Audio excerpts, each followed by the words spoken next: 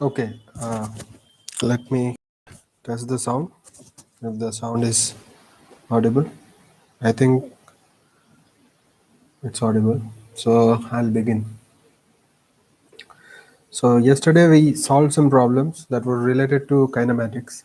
Today I'll just introduce you to the vectors and we'll do certain concepts related to vectors and then we'll come back to the problem set. Okay, these were the problems we were solving. We solved till problem number 12, I guess, and we should start from problem number 14 or maybe from problem number 12. So anyway, I'll just go back to vectors and introduce you to the vectors and then come back. So vectors. Now everybody knows that vectors are quantities that have both direction and magnitude. So in order to have the full information about a vector, you need the information about the magnitude of that quantity as well as the direction of that quantity. And we have seen certain concepts uh, which were given to us in the topic of trigonometry. Now, suppose this is a line and let this be x-axis, let this be x-axis, let this be y-axis, okay? Let this be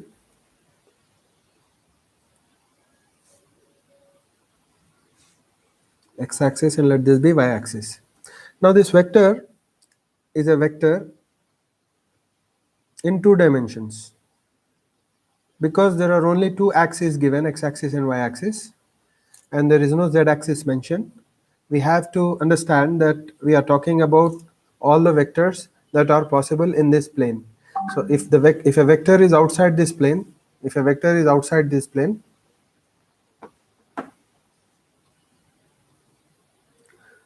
then that cannot be represented in 2 dimensions. It needs 3 dimensions. It needs even z-axis.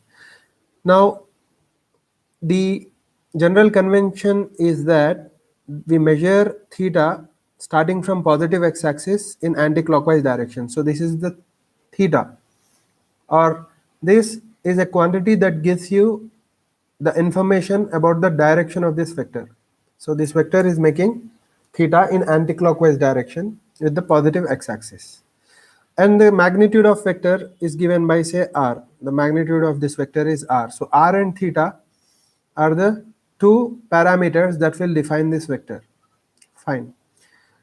I told you that if we have r and theta, we can find x and y. So what is x here? So this is, okay, let me just write down. So this is your vector. This is your vector. Generally we draw vector with a solid head. Okay, the arrow, the head, we draw in the solid form, and the component of a vector is generally drawn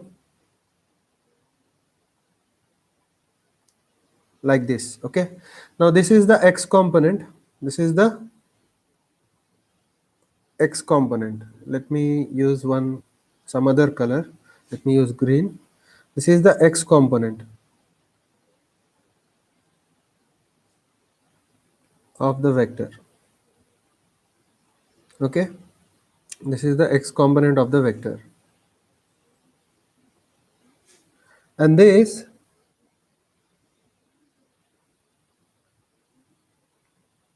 is the y component of the vector. This is the y component of the vector. Now these components are generally called as rectangular components. These are called rectangular components.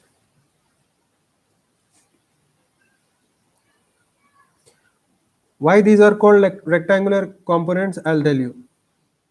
Because vectors can be slided. You can slide vector from one point to another, as long as you don't change the direction and magnitude of the vector. So this was your x component, this was your x component. You can slide that and keep it here, you can slide that and keep it here, and it's still the same thing. Okay, it's just slide it from one point to the other. So this is your x component, x, and this was your y component, this was your y component, and you can slide it and you can keep the y component here. Okay, so this is y and this is still y. Now if you see, these components form a rectangle because they are, forming a four-sided polygon with 90 degrees in between the each side, each adjacent side. That's why these are called rectangular components. Okay, now how to find the rectangular components? I will draw in a new diagram how to find the rectangular components. So this is your vector, fine, this is your vector, this is your x-axis,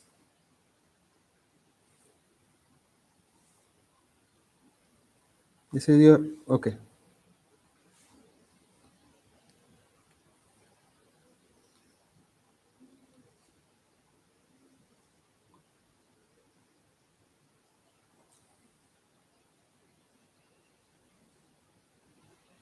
this is your y-axis.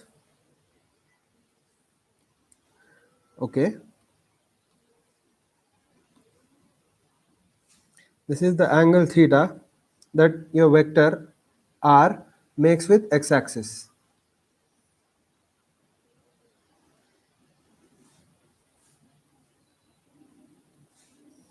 So this is your x component, this is your x component, let us call it as x.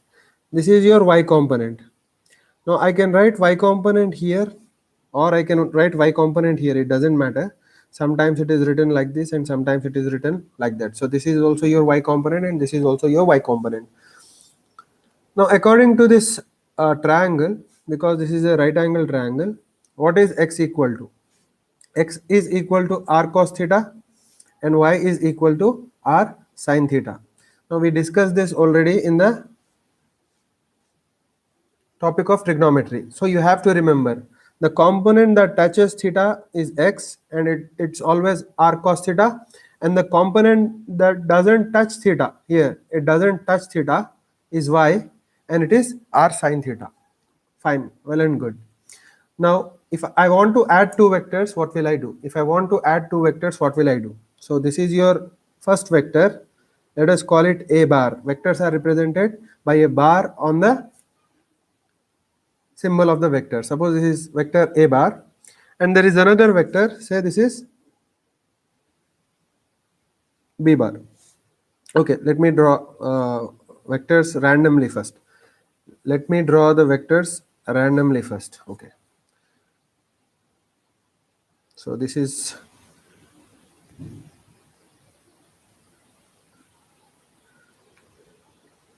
fine. Let me draw vectors randomly. So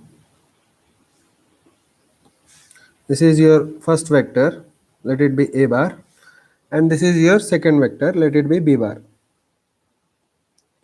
Now whenever you want to measure angle between two vectors, you have to put them together with a common tail. Okay, that means you have to place their tails together to look at the angle.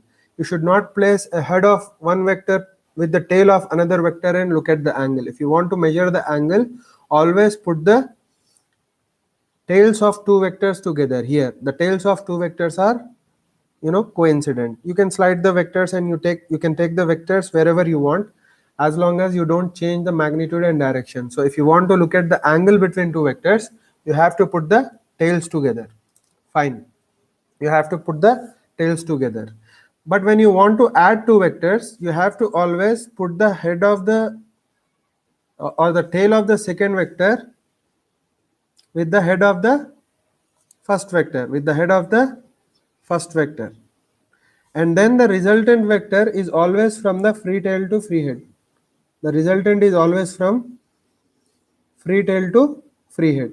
So this is your resultant. So this is your vector a bar and you added it to vector b bar, and your resultant vector is this red vector.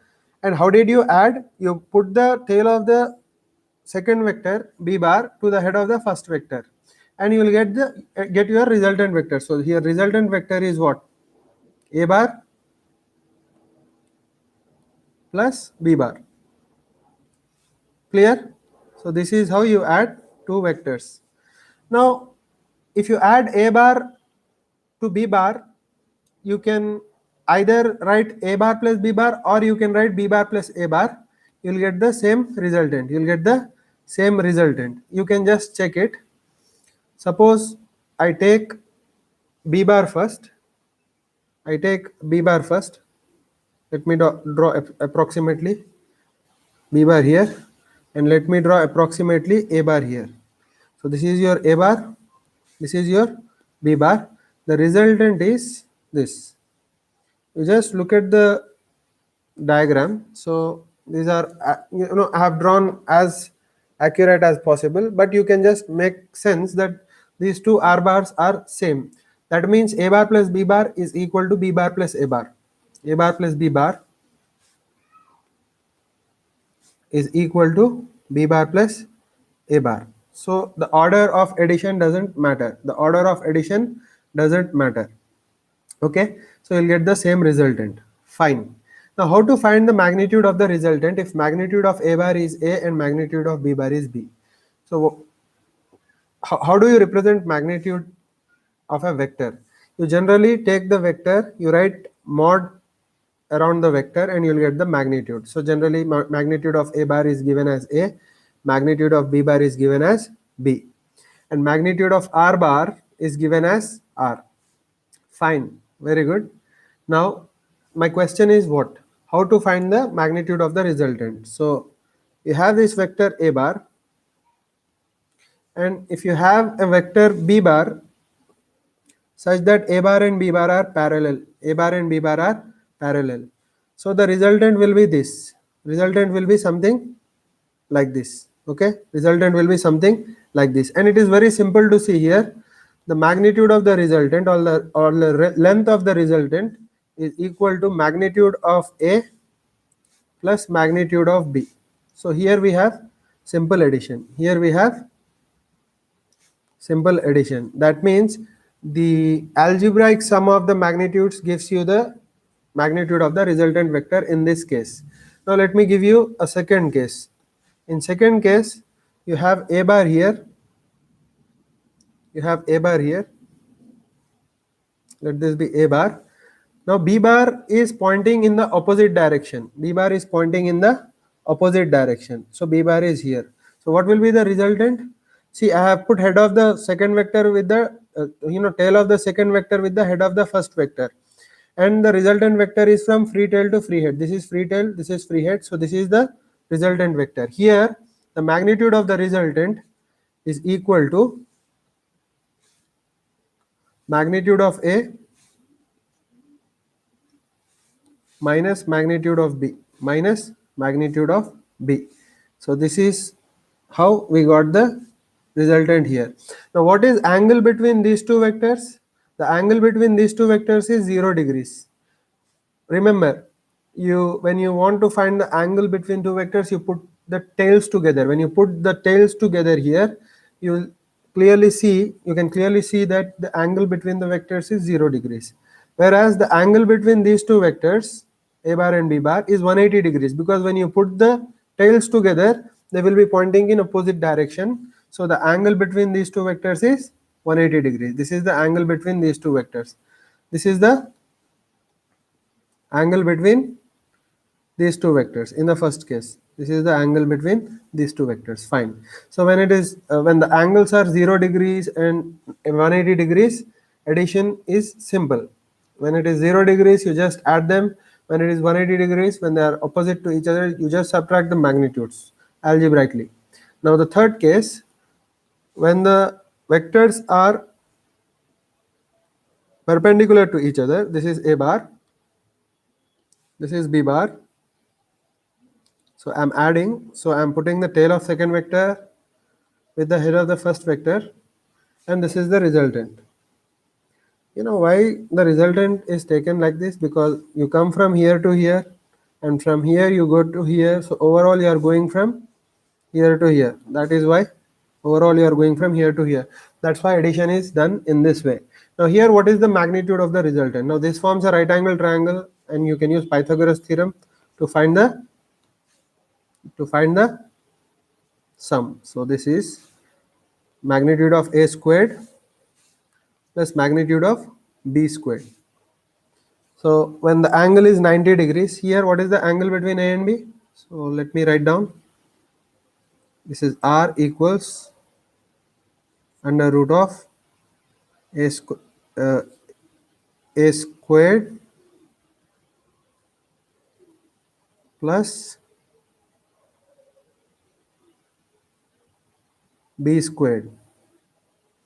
So what was the angle between the vectors here? What was the angle between the vectors here? Angle between the vectors was 90 degrees here.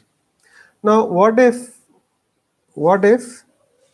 the angle is neither 0 nor 180 nor 90? How do you add the vectors?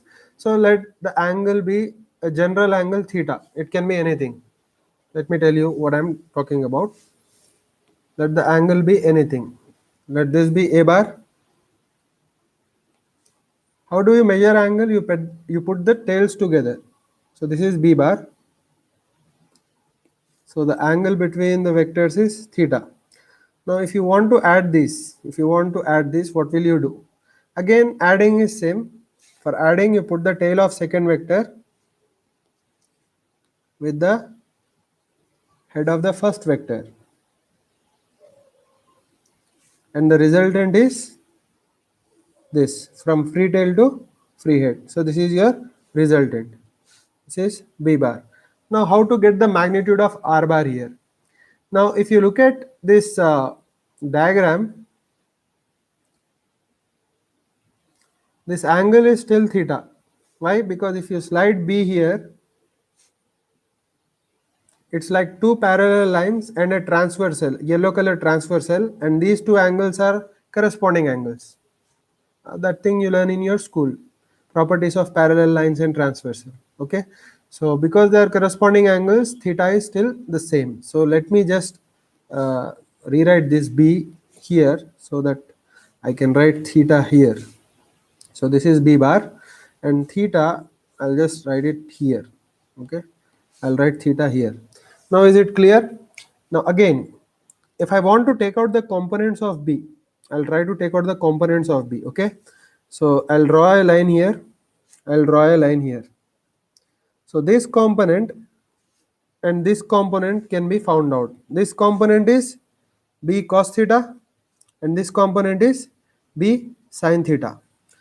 Now this is a right angle, this is a right angle, and if you look at this long right angle triangle, okay, it has hypotenuse r, okay, and this side is what? Till here you have a length a, and this length is b cos theta. So this full length is a plus b cos theta, whereas this length, the other perpendicular side of that right angle triangle, is b sin theta. Now how to find r? R is under root of a plus b cos theta whole squared, which is one perpendicular side, plus b sin theta whole squared. So that's another perpendicular side. So what do you get after solving? R equals under root of a squared plus b squared cos squared theta plus 2ab cos theta. This is the first bracket, plus b squared sin squared theta. This is the second bracket, first bracket and second bracket, first bracket and second bracket. So if I solve it further, what do I get? R equals a squared plus b squared. If I take common here and here, what do I get? Cos square theta plus sin square theta plus, here you have 2ab, sorry I didn't write b here because a and b, both you get, plus 2ab cos theta. But what is sine square theta plus cos square theta? We just learned that in trigonometric identities, it's 1. We got it from Pythagoras theorem. So it's just a squared plus b squared plus 2ab cos theta. So this is how you can find, okay, let me write it in some other color just to highlight it. So this is how you can find the magnitude of the resultant vector that we get from a bar and b bar, the angle between which is theta. Suppose you have two vectors a bar and b bar, angle between the vectors is theta. If the angle between a bar and b bar is theta, then the magnitude of the resultant is this, under root of magnitude square of the magnitude of a plus square of the magnitude of b plus 2 times magnitude of a into magnitude of b into cos of angle between them. Fine. Now we got the magnitude of the resultant vector, but what about the direction? We don't have any knowledge about the direction now. How to find the direction? Let me redraw the diagram quickly so that it will be, a revision for you. So this was your a bar, this was your b bar. Okay, let me write, this is a bar and this is b bar, and angle between a bar and b bar was what? Angle between a bar and b bar was theta. So this angle is not theta, this angle is theta because you measure angles by putting tails together. So you have to put your b bar here and then measure the angle. Now b bar is slid from here to here, so the direction and magnitude remain same. So these two becomes corresponding angles and this is still theta. Now what did I do? I took out the components of theta, rectangular components of theta. This is one rectangular component which is on the side of theta, that's why it is adjacent to theta. So this becomes b cos theta, and this component is opposite to theta, that's why it becomes b sin theta. Okay, now what was the resultant from free tail to free head? This was the resultant, this was the resultant. Now what was this side? What was this side? This side is this blue plus yellow combined, so it was a plus b cos theta. And what was this side? It was just b sin theta. Now how did you get the resultant? Under root of this squared plus this squared. After doing that you got this, after doing that you got this, you got this. Now what about angle? So angle, I do not know what angle or what direction the r is pointing at, but I know the direction of a because a is given, I know the direction of b because b is given. Now I can take a reference, I'll take reference of reference direction as direction of a bar, and I can find out what angle is r making with that reference direction of a bar. So let it be alpha. Now tell me, what is tan alpha? Tan alpha is opposite side by adjacent side to this triangle. Okay, this right angle triangle, if you look at this right angle triangle, this side is opposite side and this side is adjacent side. Okay, this side is adjacent side. Now what is opposite side? It's still b sin theta, and what is adjacent side? It's a plus b cos theta. Now I got the angle alpha. So what is alpha? Alpha equals, if I solve this equation, what will I get? Alpha equals to tan inverse of b sin theta by a plus b cos theta. Okay, fine. I got the value of alpha. What was alpha? Alpha was the angle that resultant vector was making with a bar. Now, what about the angle the resultant makes with b bar? Suppose he asks you, what is the direction that resultant makes with b bar? So this was the direction that the resultant makes with a bar, alpha. So what is the direction that the resultant makes with b bar? You can derive it again. I can draw the diagram, I can do the problem again all over, I can draw the components, I can redraw everything and do, but you should never redo the derivations if they are similar. Now we have done the derivation of this. So obviously, I'll tell you a small trick. The direction that this vector or the resultant makes with b bar, we call it as beta, and the answer will be exactly similar, but the things will be interchanged. Now in place of b you write a, and sine theta obviously I'll write as sine theta because there is only one angle between a and b, that doesn't change. And in place of b I write a, and in place of a I write b. So here in place of b sine theta I write a sine theta, in place of a I write b plus a cos theta.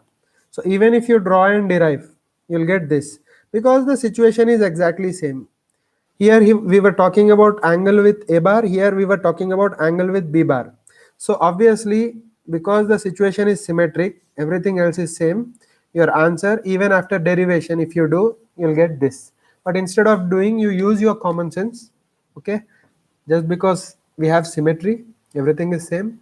So in the answer, you'll have a in place of b and b in place of a in place of b, and everything else will be same. So this will be your beta. So this is how you can find the angle. Now let me tell you some more things that you have to remember. Now you derived this equation. The magnitude of the resultant was a squared plus b squared plus 2ab cos theta. What if magnitude of a bar is equal to magnitude of b bar is equal to say p? Let me call it p. That means what will be the resultant if we have two vectors between which the angle is theta, still angle is theta, but their magnitudes are same. So the answer is p squared plus 2 p times p cos theta. I'm just substituting p in place of a and b because their magnitudes are same. So what do you get? You get 2p squared here because there are two p squares plus 2p squared because p into p squared into cos theta. Okay, fine. So you get this. Now what common do you get here? What common factor do you get here in this equation? 2p square is common. So if I start a bracket here, I'll get 1 plus cos theta, right? Okay, fine. Then if I divide and multiply by 2 here, why I am doing that you will know in the next step. If I divide and multiply by 2, I'll get 4p squared here plus 1 plus cos theta by 2. Okay, now this 4p square, this 4p square, this 4p square comes out of the root and becomes 2p, and inside the root 1 plus cos theta by 2 remains. But if you remember this expression, this is actually equal to, this is actually equal to, this expression is actually equal to, okay, this expression is actually equal to cos theta by 2. This expression is actually equal to cos theta by 2. The expression we had in trigonometry was this 1 plus cos 2 theta by 2 under root was equal to cos theta, and there was one more expression which was under root of 1 minus cos theta by 2 equals sin theta. Now this, the expression that I have written in red is actually similar to this. In place of 2 theta you have theta, so in place of theta you will have theta by 2. So it's actually the same equation. So this equation becomes this, and this equation becomes 1 minus cos theta by 2 equals sin theta by 2. Okay, so this expression becomes this. So what does this turn to? So this is 2p, it becomes 2p into cos of theta by 2. So if you have two vectors, let me show you the situation in a different way. If you have two vectors, say this is one vector and this is another vector. So this vector is a bar and this vector is b bar. Now their magnitudes are same, that means their lengths are same. Say lengths are p and p. and angle between them was theta. So the resultant of the two vectors, what is the resultant of the two vectors? So if you add this vector here, if I slide and added the vector, suppose I slide the vector here, this is still a bar, and if I slide vector b, this is b bar. So the resultant vector is this resultant. Okay, the resultant vector is this vector. Okay, so this is resultant vector. So the magnitude of resultant vector is 2p cos theta by 2. 2p cos theta by 2. Actually, this can be derived in a different way also. B has two components. One component is this, and if this is theta by 2, and another component is this. So the component which is along theta by 2 is p cos theta by 2, and the component that is opposite is sin theta by 2. So this is p sin theta by 2. Similarly, this vector a bar also has two components, rectangular components. One component is this side and the other component is this side, two rectangular components. This is p cos theta by 2 again, because this is theta by 2, and this is p sin theta by 2. Now if you observe, p sin theta by 2 and p sin theta by 2 cancel each other because they are in opposite directions. Okay, but p cos theta by 2, p cos theta by 2, they are pointing in same direction, so they add up and you will get 2p cos theta by 2. So this is an alternate derivation. Okay, fine. Now suppose I have two vectors a bar comma b bar, angle between them is theta, angle between them is theta, and magnitude of a bar is equal to p and magnitude of b bar is also equal to p. So the magnitude of the resultant, so the resultant, what is resultant? A bar plus b bar.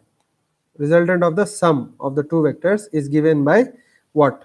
The magnitude of this is given by 2p cos theta by 2. Clear? Good.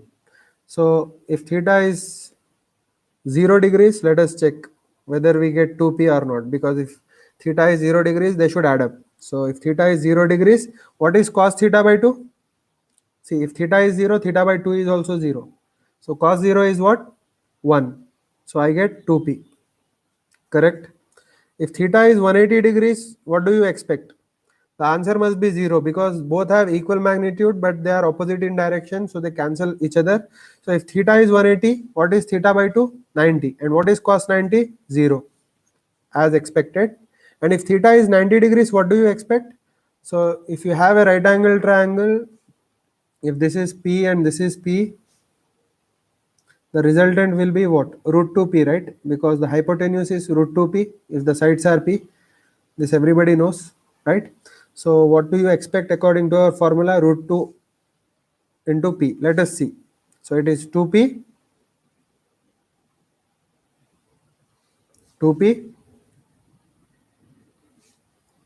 times cos 90 by 2, because angle is, so cos 45 is 1 by root 2. So it is 2p into 1 by root 2. So this becomes root 2. So you'll get root 2p as answer. So your answer is what? Answer is root 2p as expected. Correct? Let me give you two more angles that you have to remember. If theta is 120 degrees, the resultant is also p. Why? Because 2p into cos 120 by 2, which is cos 60. Cos 60 is 1 by 2. So this and this cancels and p remains. And if theta is 60 degrees, you'll get root 3p. You have to remember this because this will be useful in solving problems. So let me give you a quick check here. 2p into cos 60 by 2, which is 2p cos 30. Cos 30 is root 3 by 2. So root 3 remains and by 2 and this 2 cancels. So answer is root 3p. So you have to remember this.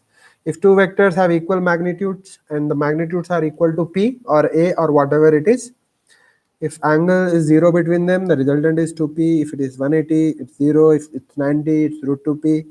If theta is 120, it's p. If theta is 60, it's root 3p. Clear?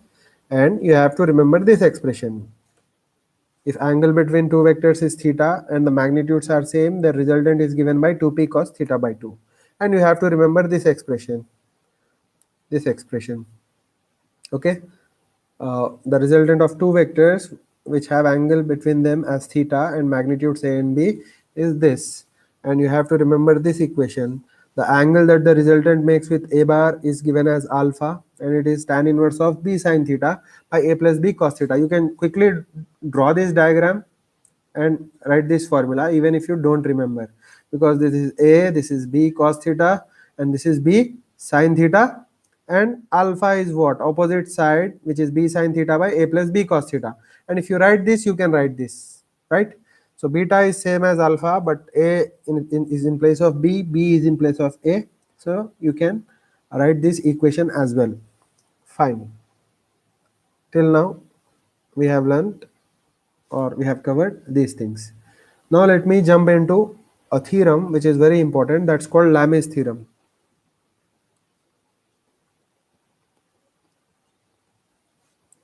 Now before going into Lamè's theorem, let me tell you one important thing.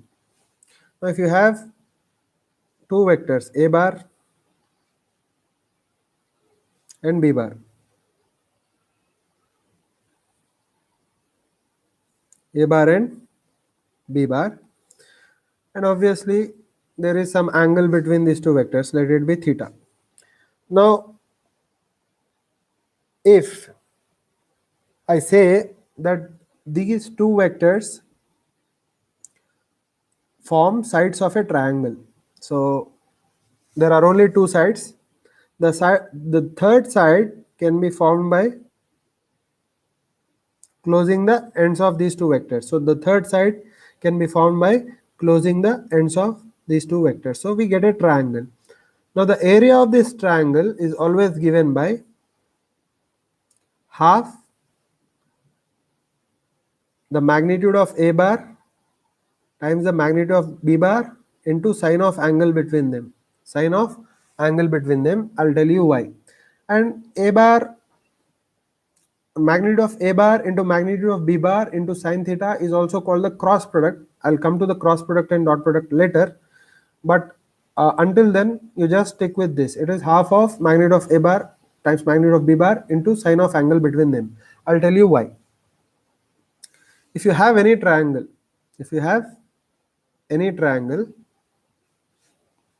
so any triangle has three sides. So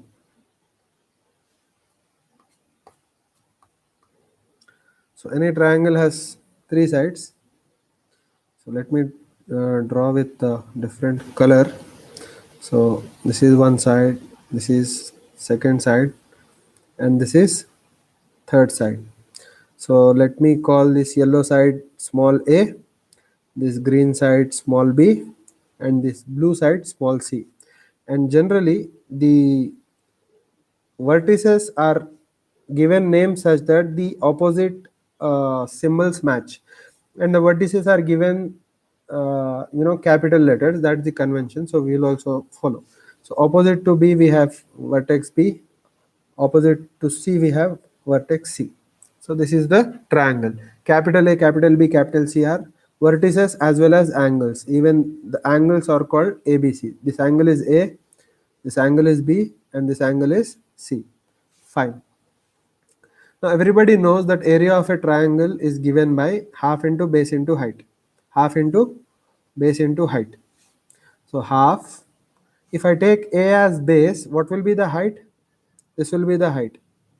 Now this red colored line can be given by either B sine C, because it is opposite to this, or it can be given by C sine B. It can be given by C sine B because it is opposite to this. So it is like a rectangular component of these two vectors. Okay. So let this vector be B, green vector. It has two components, right? This red component and this red component. So the component on the bottom is what? B cos C. This is B cos C, small b cos C, and this is small b sin C, because it is the angle is not touching here. The angle is not touching here. So this white angle is not touching. So this is the same thing. Same story goes for C.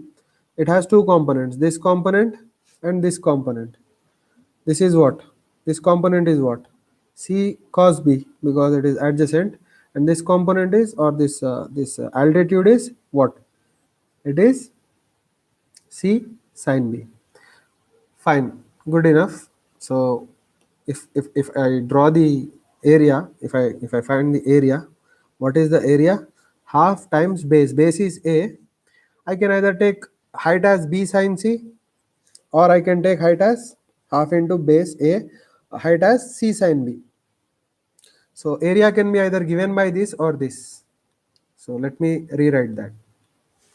Area is equal to half AB sin C is equal to half AC sin B.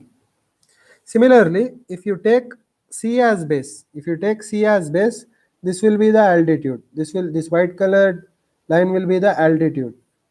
So, or height. So if I take C as base and if I apply the same principle, I'll get, half into C into A sin B, and it will be also equal to, if I come look at the other side, it will be half C B sin A. And if I take B as base, this purple color line will be the altitude. And if I apply the same principle, I'll get area in a different form. What will I get area as? Half. Base is what? Base is B. Okay. I'll either get A sin C, or I'll get C sin A, whatever it is. So all these things are equal and they give you the area. So observe one thing. Whenever you have AB, you have angle C. Whenever you have AC, you have angle B. There is half 2, but I am neglecting it because it will cancel. So AB, AC and BC. What is BC? Sin. So if you have B and C, here you will have sin A. Clear? So this is the relationship between these expressions, because all are equal to area, and if I substitute them as equal, all these halves cancel and there will be few things that are repeating.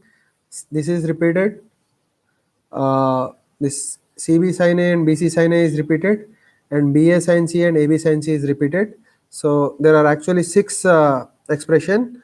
They, you know narrow down to 3 expressions. So AB sin C equal to AC sin B equal to BC sin A. Now if I divide this equation by ABC on both sides, what will I get? I'll get sin C by C, because AB and AB will cancel and C will remain. And here I'll get sin B by B, and here I'll get sin A by A. So if I divide this by ABC, I'll get this relationship. This is called sine rule. This is called sine rule. So you study this in a chapter called properties of triangles. Whoever is taking maths, they will have it. But BPC students, they don't have this exclusively, but they have to know this. This is called sine rule. So what does sine rule say? If you have any triangle, if you have any triangle like this, if the sides are A, B and C, and if the angles are opposite to A, you'll have A, opposite to B, you'll have B, and opposite to C, you'll have C. So these angles are A, B and C. Then what is the relationship between the sides and the angles? The relationship is this: sin A by A equals sin B by B equals sin C by C. So this is called sine rule. This is called sine rule, and it is one of the properties of any triangle. Any triangle. This is not a right angle triangle. Any triangle, this is true. Clear? Fine. Now this is what we are going to use in Lamè's theorem. Okay. In Lamè's theorem, if you have 3 vectors,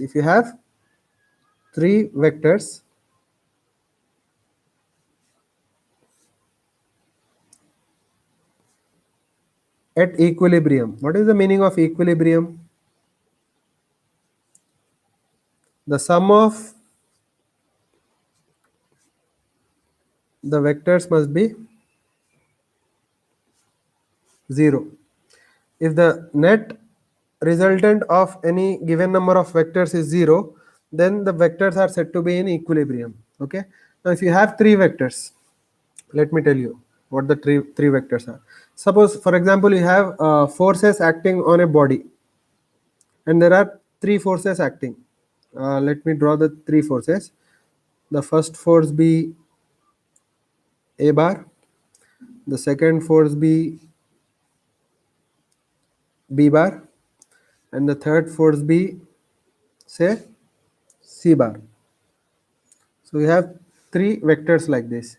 Now the angle opposite to A is alpha, the angle opposite to B is beta, and the angle opposite to C is, say, gamma. Now if A bar, B bar and C bar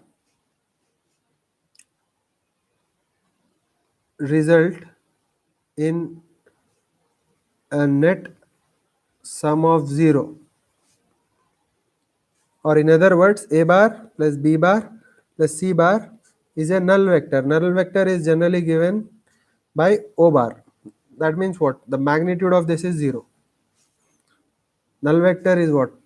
A vector whose magnitude is 0. Okay. Now if you have these three vectors whose magnitude is 0, then Lamy's theorem states that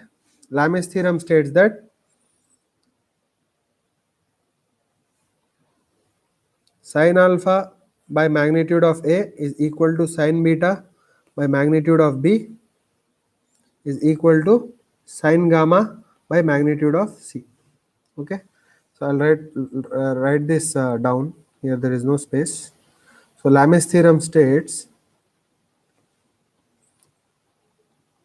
that sin alpha, or A by sin alpha, is equal to B by sin beta is equal to C by sin gamma. Now where did we get this from? We got this from actually properties of triangles. Now in properties of triangles we had, see, this was A bar, right? So let this be A bar, let this be B bar, and let this be C bar. Now when you start from this point, because of A bar you are traveling here and ending up here, and then from there you are traveling here and ending up here, and from there you start, because of C bar you start here and you end up here. Now you ended up where you started, so that your net sum of these three vectors is 0. Net sum of these three vectors is 0.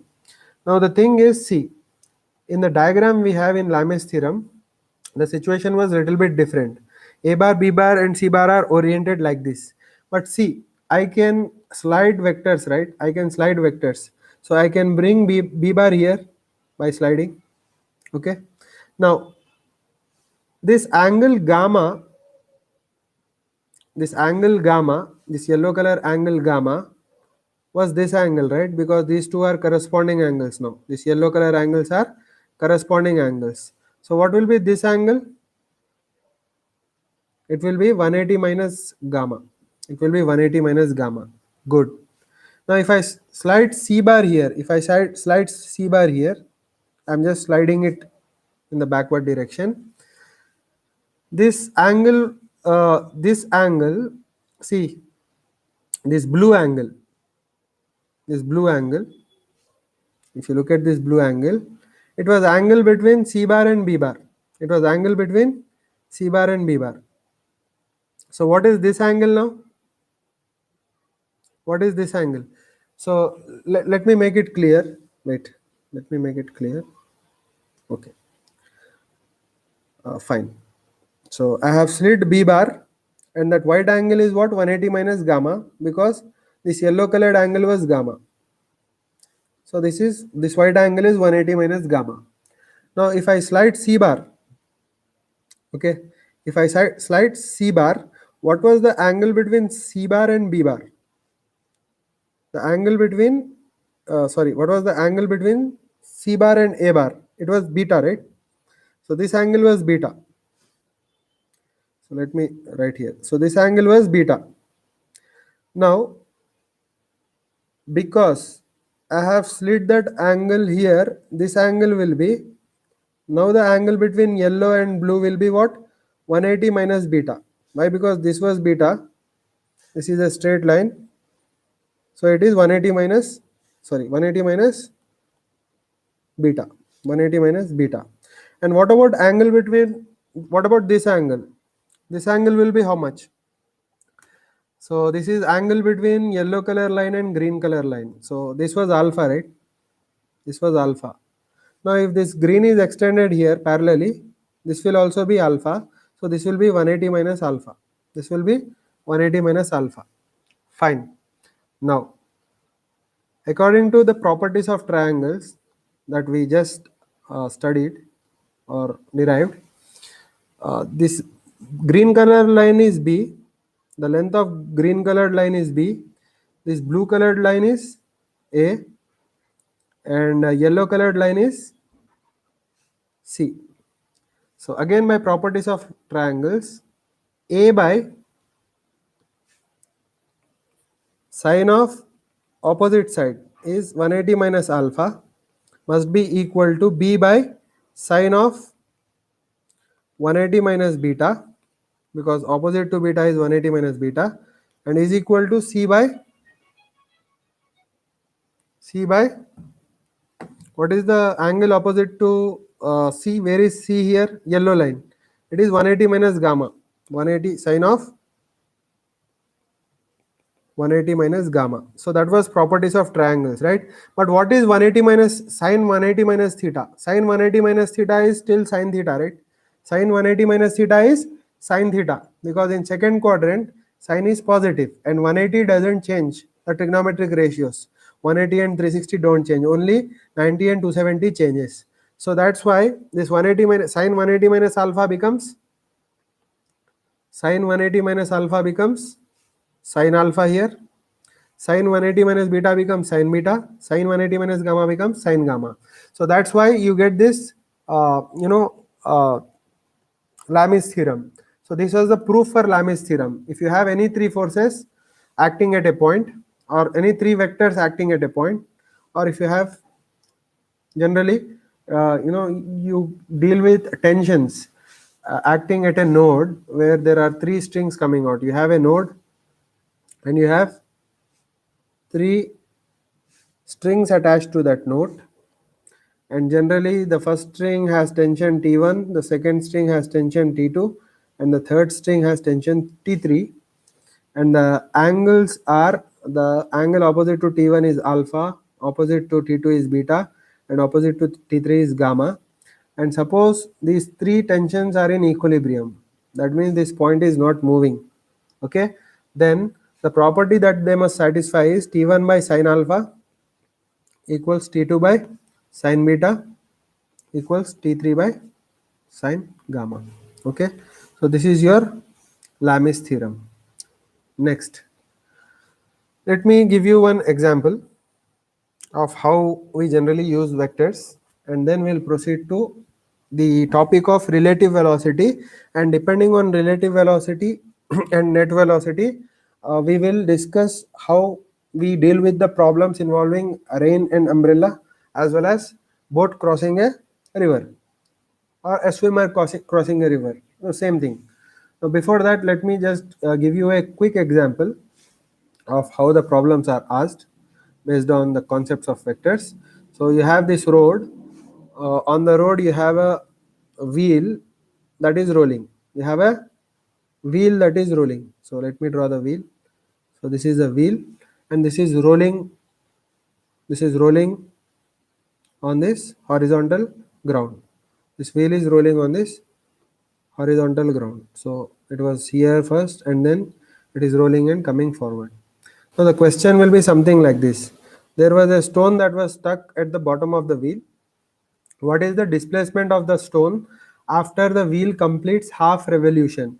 What will happen after the wheel completes half revolution? It is rolling like this. So this point will go up, and after half the rotation it will come to the top. Now he is asking what the displacement is. Now how to find the displacement? the displacement is the minimum distance between the displacement is minimum distance between the initial and final point, which is nothing but the straight line between the initial and final point, because straight line is your minimum distance. So I need to find the length of this green line. Now, because it has rotated by how much? Pi radians. Half the rotation is what? Pi radians. So angular displacement is theta, which is equal to pi radians. And we know that the distance traveled by anything in circular motion is what? R theta, right? So the radius of this wheel is given as R. So S is equal to R theta. That means this red color stone will, roll by a distance of half, R theta. That means what? This distance, this red distance, this red, the length of this red curve will be what? It will be equal to R theta. And that will be the distance by which the wheel will move forward, because the wheel has rolled by that circumference, or the wheel has crossed this, or is rolling by the length of this half of the circumference, because the wheel has rotated by r. So what is this distance equal to? This distance is equal to r theta. The wheel will progress by a distance of r theta. Now I got one side. I got, I have the other side also, this side, which is nothing but the diameter of that wheel, which is equal to 2r. So what is the displacement here? This is quite relatively easy, because we got a simple right angle triangle. So I need to find the length of this vector, okay, which is equal to sum of these two vectors, this vector and this vector. And the angle between the two vectors is what? 90 degrees, fortunately. So it has become a problem of geometry now. We need not apply any complicated concepts here. So the answer is what? R theta whole square plus 2r whole squared. But what is theta? Theta is pi. So your answer is r pi whole squared plus 2r whole squared. So here what do you get? You get r squared pi squared plus r squared into 4 under root. So r square is common and it comes outside the root and becomes r, and inside the root you have pi square plus 4. So this is your net displacement of the particle or stone stuck in the wheel after half the rotation. This was easy, but what if the question is little bit complicated? Then you have to use vectors. You have to use vectors. For example, the same question, the same situation, you have a wheel which is rolling, and it has come forward a little bit. Okay, let me just move it. Okay, fine. Okay, fine.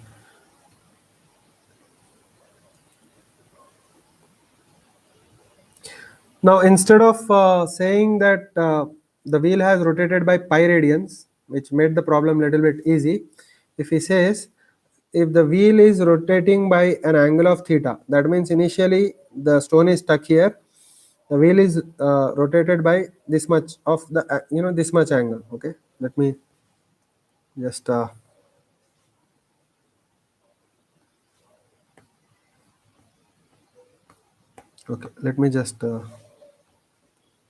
draw it here. So first the stone was here, and then the stone is here. That means your okay. So initially it was here. Now it is making an angle theta. Now what is the displacement? Again, the displacement is this, the distance between the initial point and final point. This is your displacement. This green line, the length of the green line gives you the displacement. Now how to find the length of the green line? So for finding the length of the green line, I need few things. Let me take the radius of this wheel as r. R, this will be given in question. So this is r. If this is r,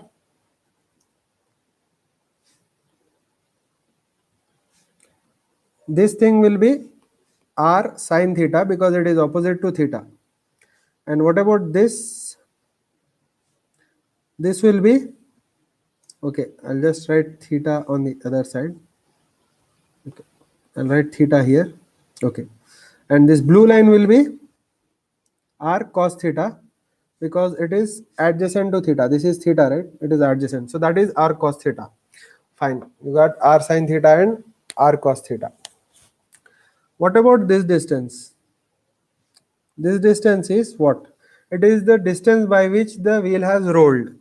Wheel has rolled by this much of the arc length. So that is equal to r theta, right? That is equal to r theta.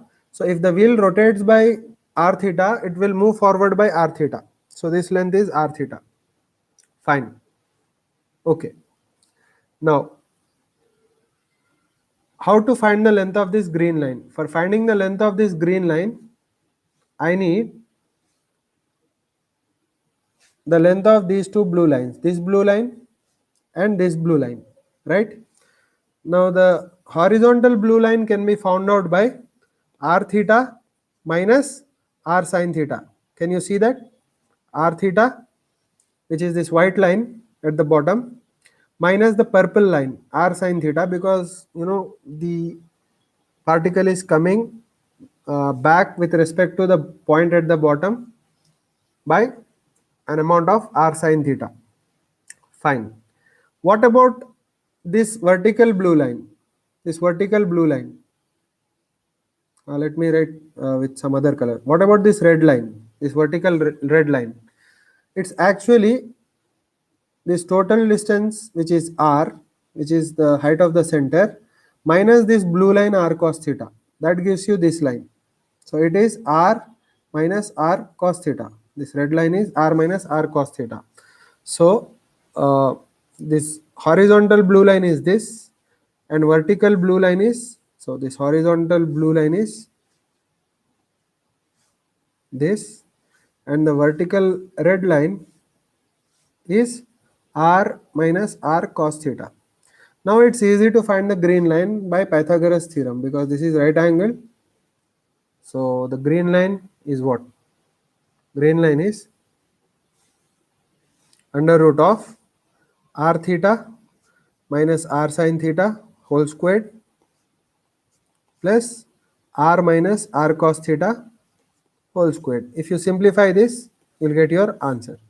So that is the displacement of the particle stuck at the bottom of the wheel if the wheel rotates by an angle of theta. Clear? Fine. Next, let me go to the relative velocities. So when we do the problems related to that, you'll get more clarity. Okay, now let me go to relative velocities. Suppose you are going in a car with say 60 kilometers per hour.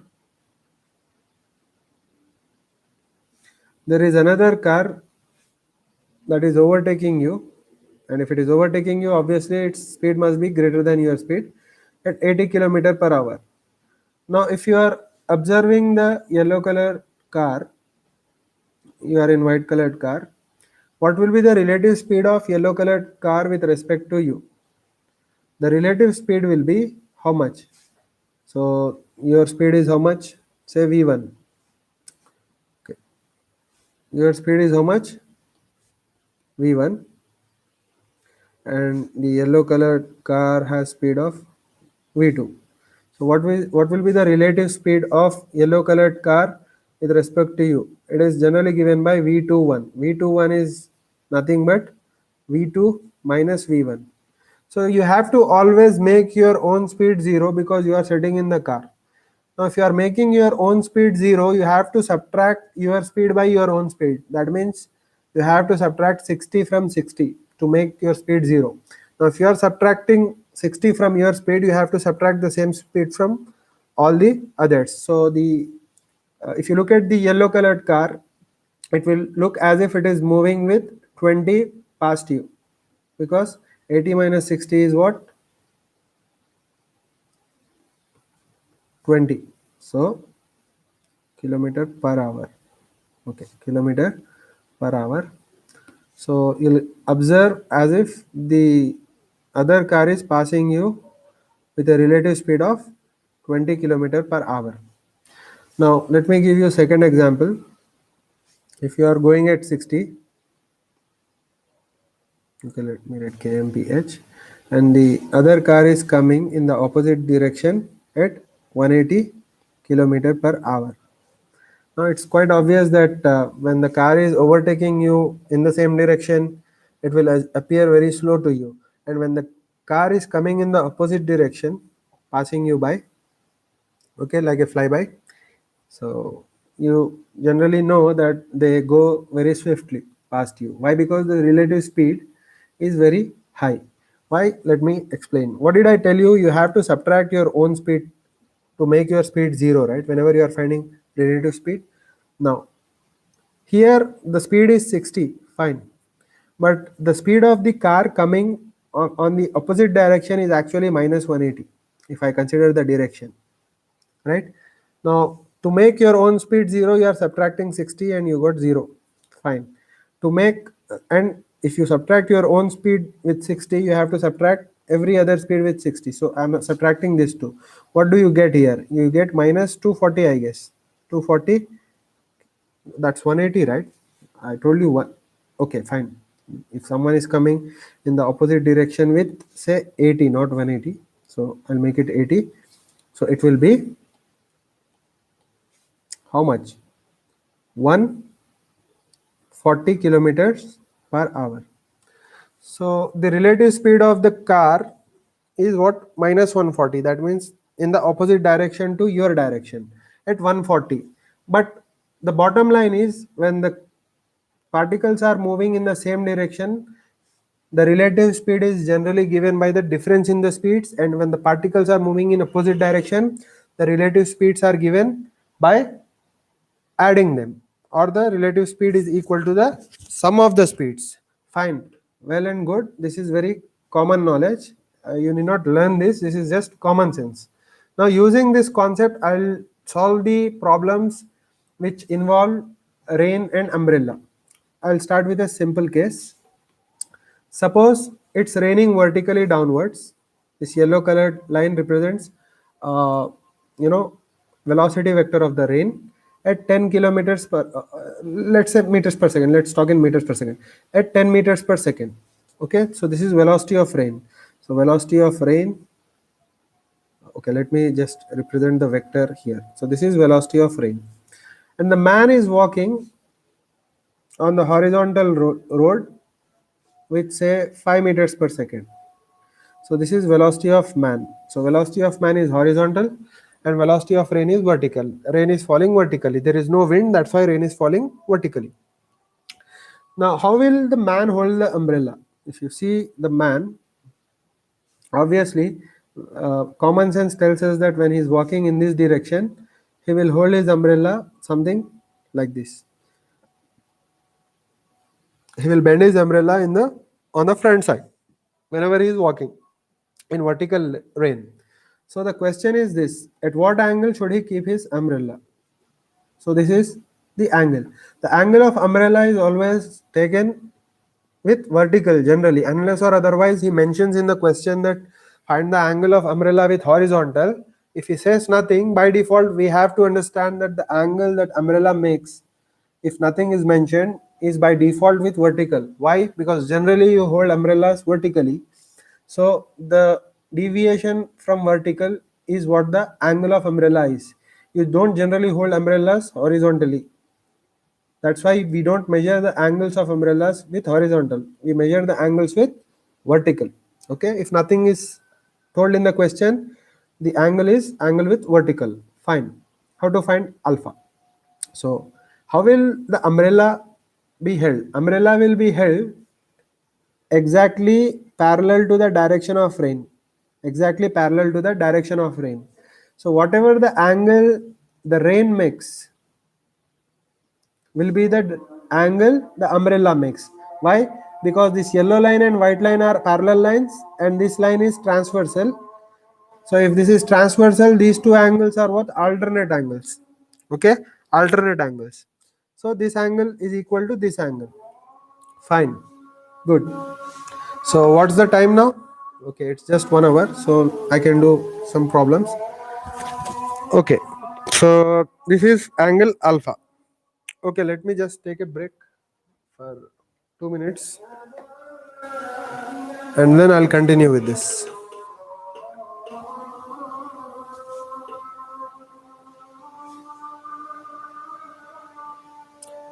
So, okay, fine. So now we have to find what the angle of rain is with respect to man. Fine. Let me continue.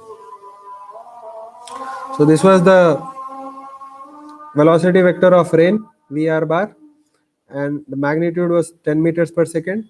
And what was velocity of man? Velocity of man was 5 meters per second in this direction. So this was V man and its magnitude was 5 meters per second. Now I need to find what the relative speed of rain is with respect to man. So relative speed of rain with respect to man is written like this, VRM, and always VRM is equal to VR minus VM. So with respect to whatever you do, you have to subtract that. You just saw. Okay, if I write VAB, it's velocity of A minus velocity of B. Okay, so these two are same and these two are same. Fine. So what is negative of velocity of man? So minus Vm. How do you write minus Vm? If this is Vm, this is minus Vm. Correct? So to Vr, I have to add minus Vm. So here you have minus Vm, and its magnitude is 5. Magnitude is 5. So the resultant rain is this. So how do you find the resultant vector? You put the tail of second vector to the head of first vector, and the resultant vector is from the free tail to free end. So this is your VRM. So what is this angle? Let it be alpha. What is the angle that rain is making with vertical? So here I can use this formula of tan alpha, which is equal to opposite side, which is 5, by adjacent side, which is 10, which is equal to 1 by 2. So what is alpha equal to? Tan inverse of 1 by 2. So this is how you find the angle. This is how you find the angle. Let me give you another example. Little bit complicated, but don't worry, it's actually easy if you solve in a proper way. Now if he says, this time it's not raining, here it was raining vertically. Now he will hold umbrella something like this. So angle that umbrella makes is also alpha, because this angle and this angle are alternate angles. That's why this angle and this angle is same. So he has to tilt the umbrella by alpha, which is tan inverse of 1 by 2. So it's the same. Now I'll give you a problem which is little bit complicated and I'll tell you how to solve that. Now this time rain is not falling vertically, rain is falling at some angle, let's say 37 degrees. So rain is falling at some angle, let's say 37 degrees with vertical.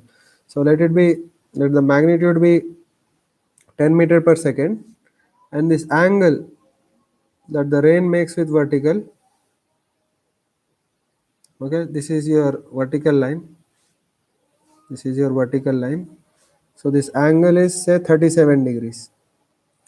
And the man is walking on the road with some velocity, let's call it, okay, the man is walking with 5 meters per second.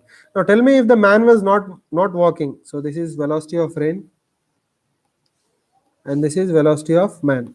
Suppose man was at rest, at what angle do you think he must hold his umbrella? Obviously if he's standing still, if he's at rest, whatever the angle the rain is falling is the angle at which he must hold his umbrella, right? Because he's at rest, the relative velocity of rain is actually equal to its actual velocity. Okay, so the direction and magnitude of rain when he is at rest is actually equal to the real direction of rain and direction and magnitude of rain. So relative velocity is equal to actual velocity of rain. But he's walking now. Here he's walking with 5 meters per second, right?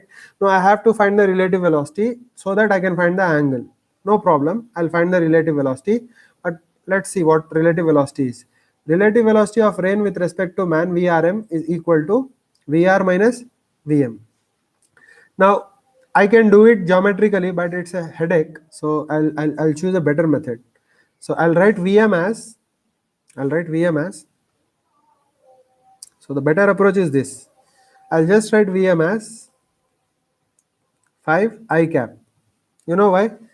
Because if you have this x-axis and y-axis,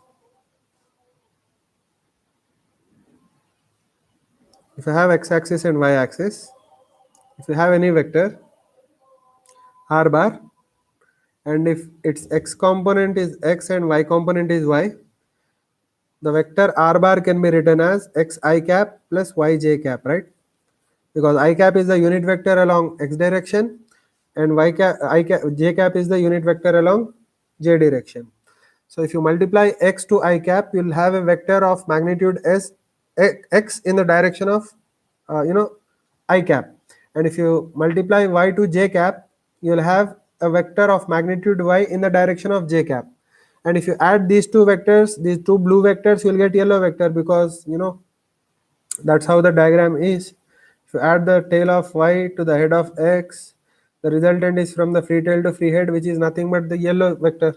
So I'm writing this velocity of man as phi I cap because there is no y component. It is in horizontal direction. And let me write the velocity of rain also.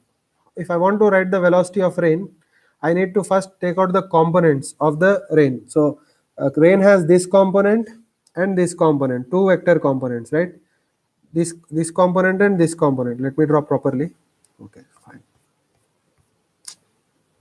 I don't know why it goes to the top again and again. So this yellow vector has two vectors. This is one vector. This is another vector. Sorry, another component vector. This is vertical component vector in vertically downward direction, and horizontal component vector is in negative x direction. Fine, not a problem. Now, if this is 10, this is 10 cos 37. What is 10 cos 37? Cos 37 is 4 by 5. And what is 10 sin 37? Sin 37 is 3 by 5. So it turns out to be 6 and it turns out to be 8. So I have two components whose magnitudes are 6 and 8. Now how to write rain vector in I cap and j cap? So velocity of rain can be written as minus 6 I cap minus 8 j cap. Why minus? Because it is in the negative x direction.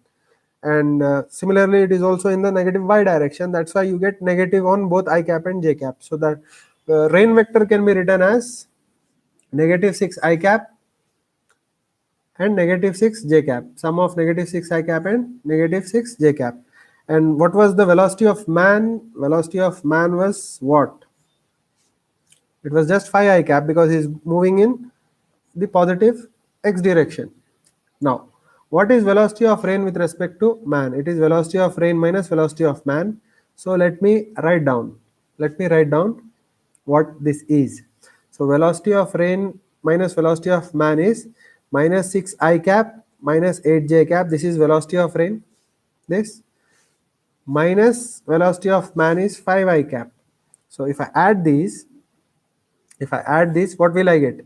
Minus 11 I cap minus 8 j cap. Fine. Let me draw that.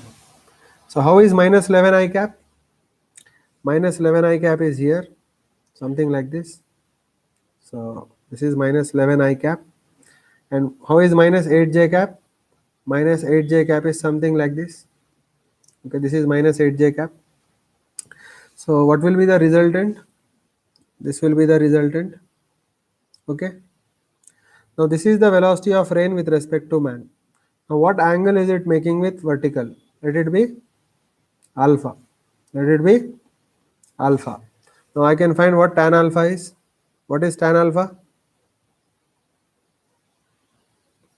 Tan alpha is opposite side. Opposite side to alpha is this, which is nothing but a vector of magnitude 11. So I'll write 11.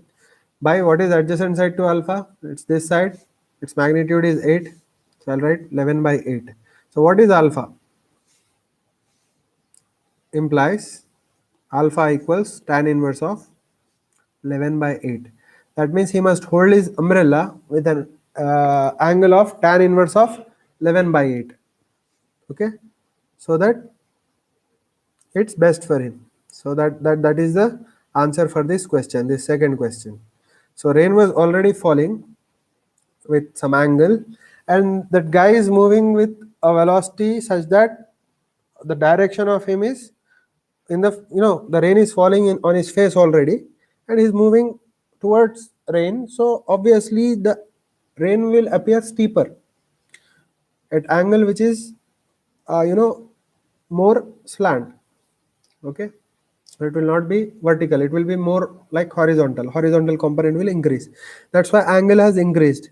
Actually when he stands, the angle at which he has to hold the umbrella is 37, which is actually equal to tan inverse of uh, 3 by 4.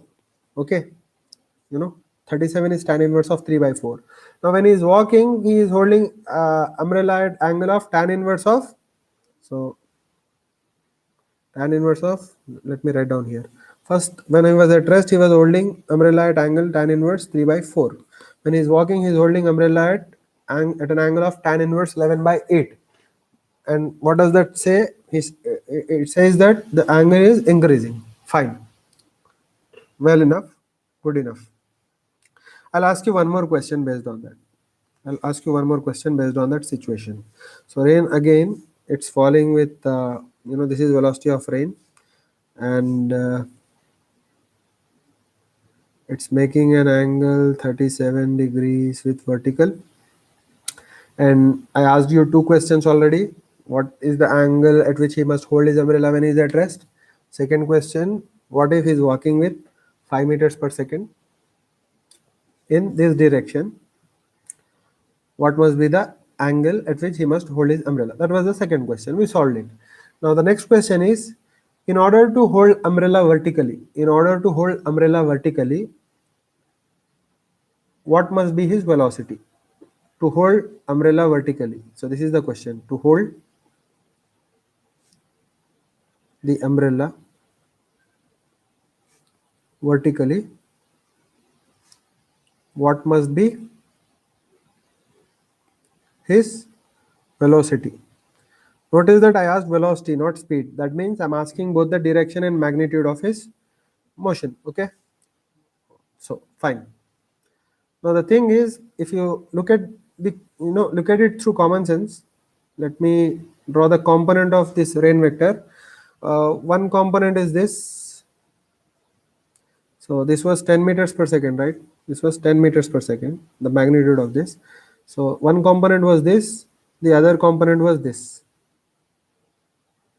So this was 8, the magnitude of this was 8, the magnitude of this was 6. Fine, good enough. So the if you write the velocity of rain in the form of I cap and j cap, it was minus 6 I cap and minus 8 j cap. Fine. Now, what is the velocity of what must be the velocity of man or rain with respect to man if it must be so? Okay, what must be the direction of this? What must be the direction of relative velocity of rain with respect to man, so that he can hold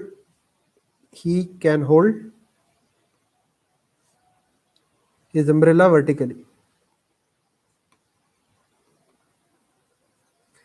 If this has no I component, if VRM is in the form of something into j cap and there is no I component, then VRM will look like this. VRM will look something like this. It will look vertical, that's all. So VRM will look vertical. then he can hold his umbrella vertically, because there is no horizontal component. That means vector will not make any angle with vertical, it will just be vertical, it will not have any horizontal component. That means what? In VRM, this must be 0 plus something into j cap. I'm not worried about that. There can be anything here. I'm not worried. I'm not worried about magnitude. I'm only worried about direction. That means this must be 0. If this must be 0, what must be velocity of man? Velocity of man must be minus 6 I cap. You know why? Velocity of rain with respect to man is velocity of rain minus velocity of man. Now, if this must be 0, these components must be equal. Only then, when I subtract the component, the factor of I becomes 0, right? Fine.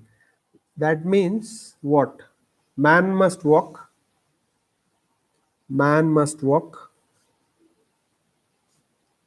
with minus 6 I cap to hold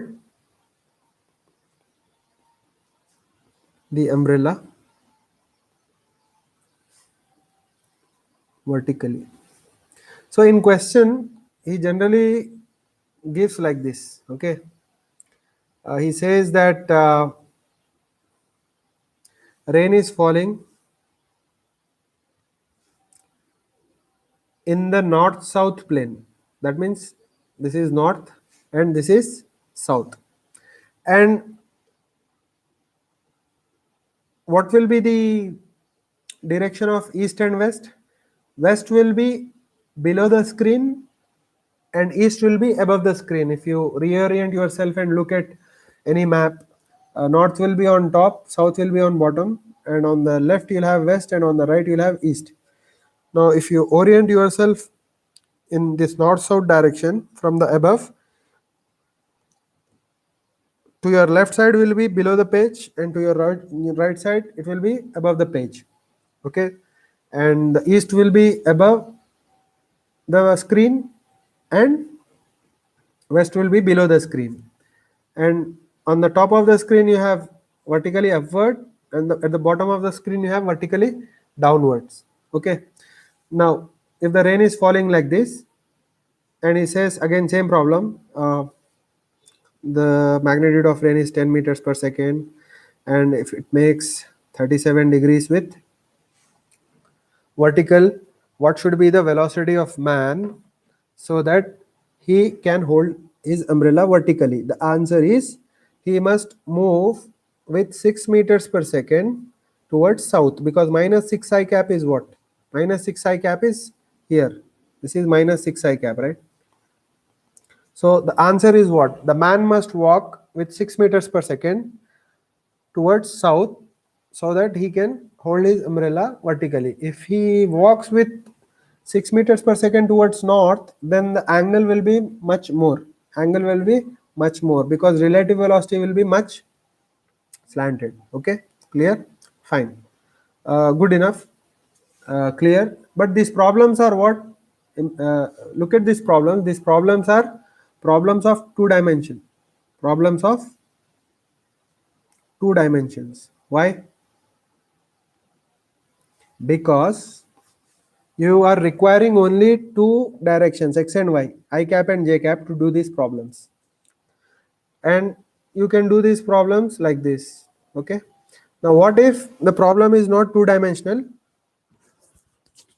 Okay. The screen is gone. Let me just check.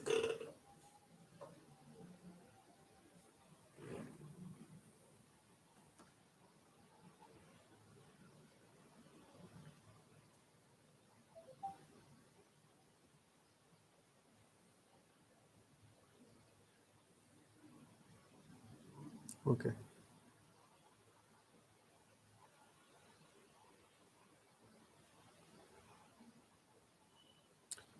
Okay, the screen is back now. Now what if the problem is in 3 dimensions? I'll give you an example what I'm talking about. A similar situation I'll give. The rain is in this direction, and the magnitude of rain is again 10 meters per second, and the angle that this makes with vertical is again same, 37 degrees, and the rain lies in north-south plane. North-south plane. That means the rain is not tilted towards east or west. It is falling at an angle with vertical, and these two lines will lie in north-south plane. Okay. So this is your north. This is your south. Fine. So inside the paper, this direction will be what? West, and outside the paper you will have east. Now the man is walking in the westward direction. The man is walking in the direction which is west, or man is moving on a horizontal road.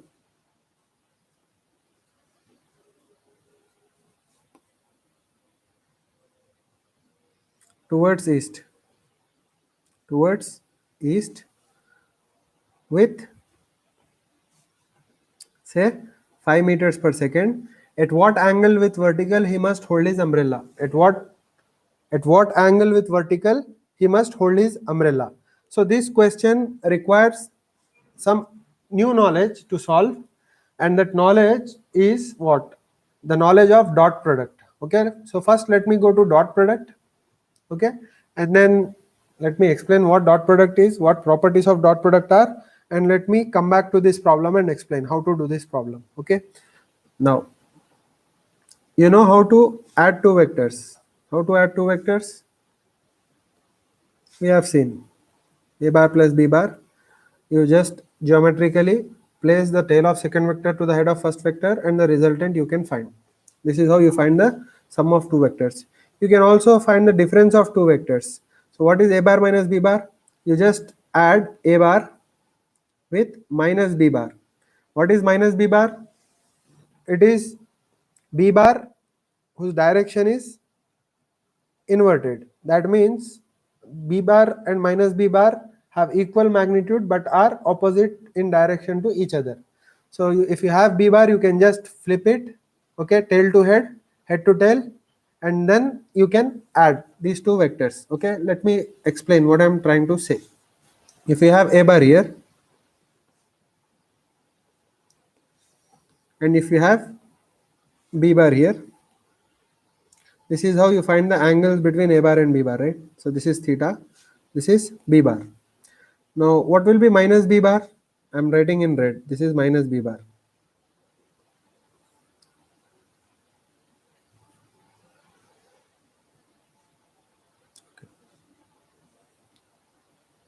This is minus b bar. Note that the magnitude is same but the direction is opposite. So what will be the angle now between this a bar and minus b bar? It will be 180 minus theta. Now if I want to add these two, a bar plus minus b bar, because I wish to find a bar minus b bar, that is my aim. What will I do? I'll add a bar and I'll add minus b bar. Now still magnitude of a bar is a, magnitude of b bar is still b. So everything is same, but now the angle has changed from theta to 180 minus theta. So our formula of sum was this: a square plus b square plus 2ab into cos of angle between them, right? So what will be the cos of angle between them? It will be cos of 180 minus theta this time. What is cos of 180 minus theta? In second quadrant, cos is negative, so cos of 180 minus theta is minus cos theta. So it's a square plus b square minus 2ab cos theta. So what I want to say is this: the magnitude of a bar and the magnitude of a bar plus b bar is under root of a squared plus b squared plus 2ab cos theta. But the magnitude of a bar minus b bar is a squared plus b squared minus 2ab cos theta. This is how you find the difference of two vectors. Okay, fine. How to multiply a vector? Suppose you have this vector a bar. Suppose you have a vector a bar. Suppose if I multiply 2, suppose I want to find 2a bar, how do you do that? That means I'm multiplying a scalar to a vector. This is very simple. You just make the magnitude by 2 times and keep the direction same. You'll get that. If I want 3a bar, what will I do? I'll keep the direction same, but I'll make the magnitude 3 times. So this is your 3a bar. This is how I find 3a bar. What about minus a bar? For finding minus, okay, let me do it again. Suppose you have this vector a bar. If you want to find minus a bar, what will you do? You just flip it. This is your minus a bar. What about minus 2a bar? You flip it and double the magnitude. This is minus 2a bar. What about minus 3a bar? Minus 3a bar is this. Because minus sign is there, you are changing the direction. You are making it anti-parallel, and then whatever number is there, you are multiplying. This is how you find minus 3a bar. So this is what? Multiplying a scalar to a vector. Multiplying a scalar to a vector. This is called scalar multiplication. Scalar multiplication of a vector. That means you are multiplying a scalar to a vector. Now, can you multiply two vectors? Actually, you can. There are two kinds of products. Vector multiplication. Vector multiplication. There is dot product and there is cross product. In dot product, this dot product results into a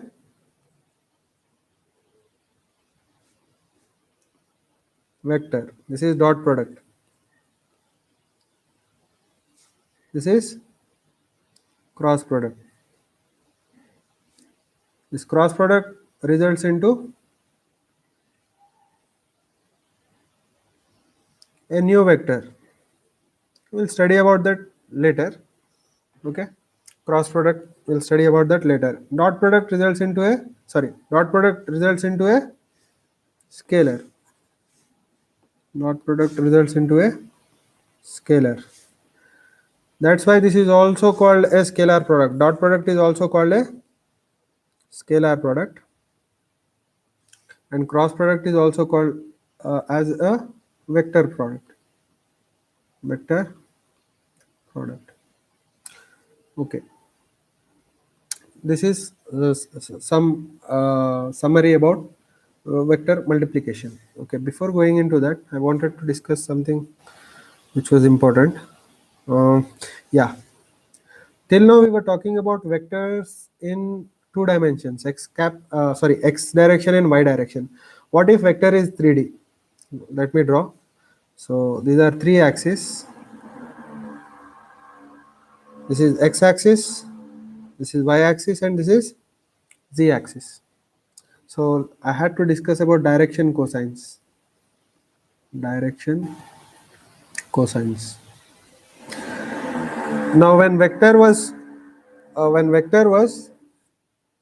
two-dimensional, we needed only two informations about that vector.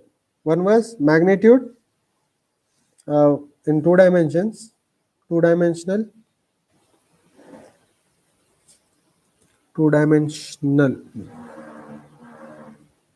plane. If vector was lying in two-dimensional plane, so we needed only two pieces of information, one magnitude and second direction, r and theta. But if vector is in 3 dimension, how will you find this angle? You cannot find this angle with x-axis, right? Because if you have one angle with x-axis, say 30 degrees, then you will get a cone around x-axis on which this vector can lie, because every line on this cone will make angle 30 degrees with x-axis. So theta is not enough when the vector is 3 dimensional. So when the vector is 3 dimensional, the direction is given by parameters called direction cosines. And how to find direction cosines, what direction cosines are, and what are the properties of direction cosines, we'll just discuss here quickly. Okay, so in two dimensions we had only r and theta. That two parameters were enough to give you the total information about the vector. Or maybe you had x and y. Based on x and y, you can find r and theta, because r is equal to under root of x square plus y square and theta is equal to tan inverse of y by x. But here, if you have any vector pointing in some random direction, so this is a vector pointing in some direction in space. Now here x is above the plane, but I cannot draw anything out of this screen. That's why x is drawn like this, but x is actually above the plane. Y and z are lying in the plane. Okay. Now what are the components? Rectangular component, not rectangular components. Here it is 3 dimensions. So I should say what are the x component, y component and z component of this vector r bar. Let me try to explain you. Let the x component be x, y component be y, and z component be z.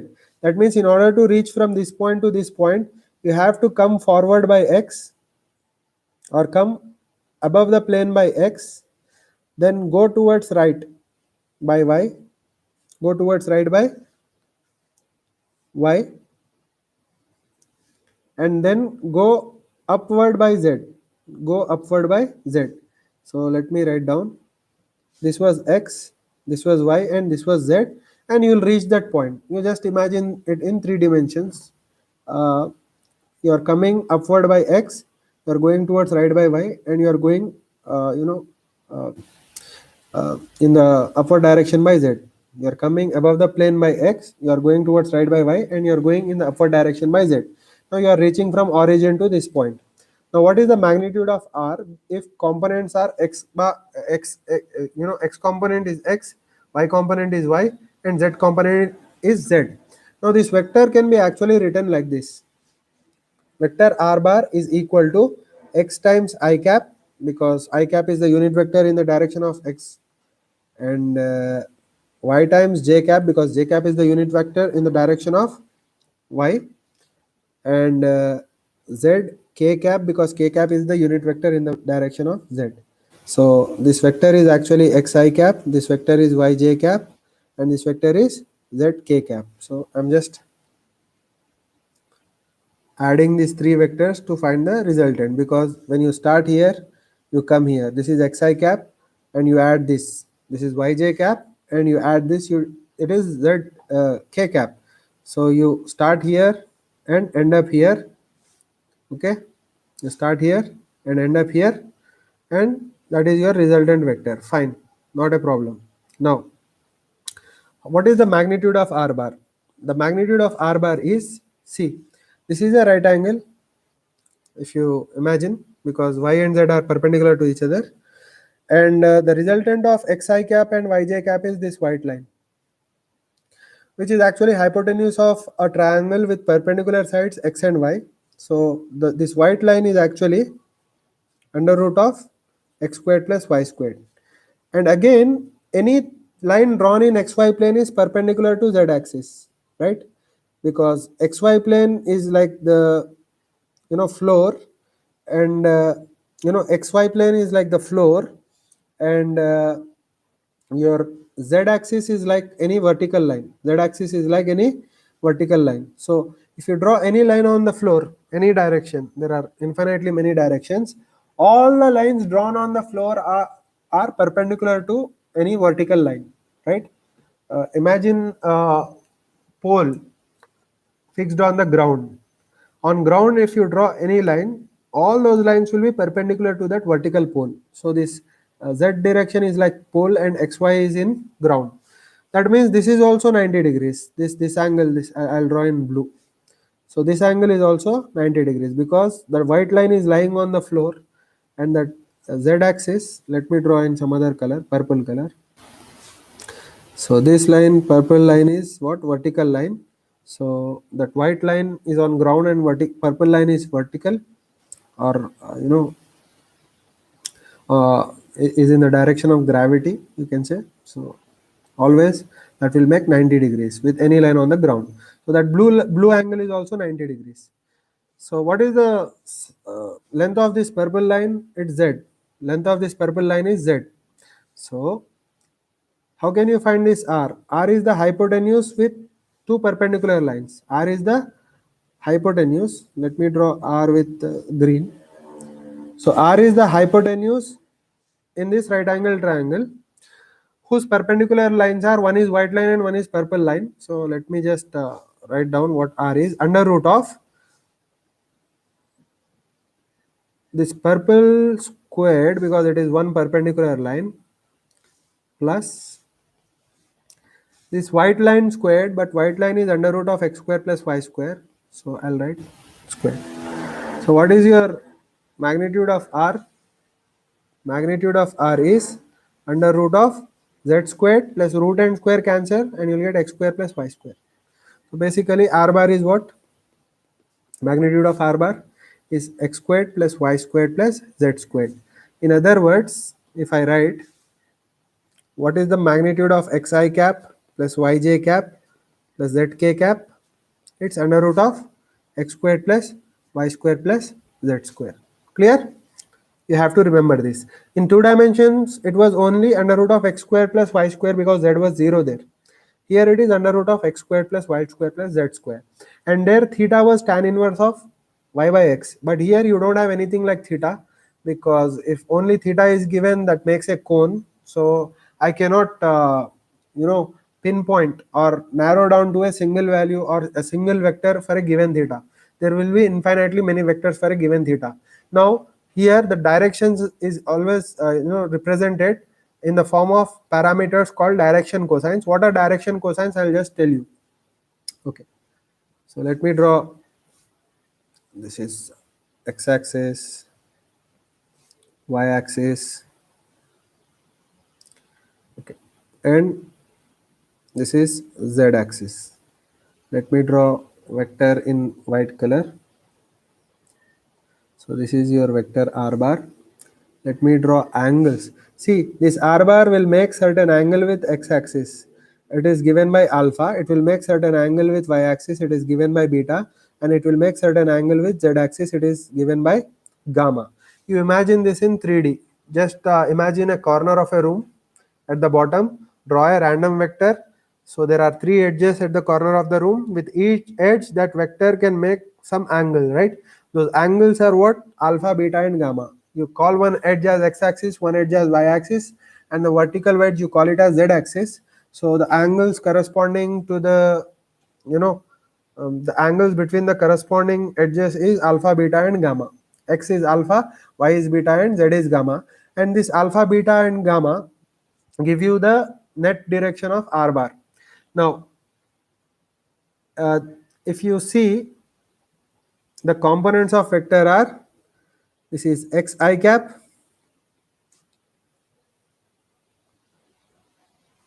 yj cap, and this is zk cap. Now look at this. You know that r bar is equal to xi cap plus yj cap plus zk cap, right? Now if you draw right angle triangles, I'm not drawing here because it will make the diagram very complicated. But if you draw right angle triangles, okay, and if you see carefully, cos alpha is what? Adjacent side to alpha is x, and hypotenuse will always be r. So cos alpha is x by r. Cos beta is y by r, and cos gamma is z by r. You just look at this practically at the edge of your room and see if the angles are alpha, beta, and gamma, and the magnitude of the vector is r bar. So cos alpha, cos beta, and cos gamma will be these. Okay. Now, what is cos square alpha plus cos square beta plus cos square gamma? It's x squared plus y square plus z square by r square, right? But we know x square plus y square plus z square is r square already. We have just seen, because r is what? R is under root of x square plus y square plus z square. So what is r square equal to? X square plus y square plus z square. Okay. Anyway, here we get this as equal to r square, and we'll get this as 1. And cos alpha is given a symbol called L. Cos alpha is equal to L. Cos beta is given as M, and cos gamma is given a symbol of N, L, M, N.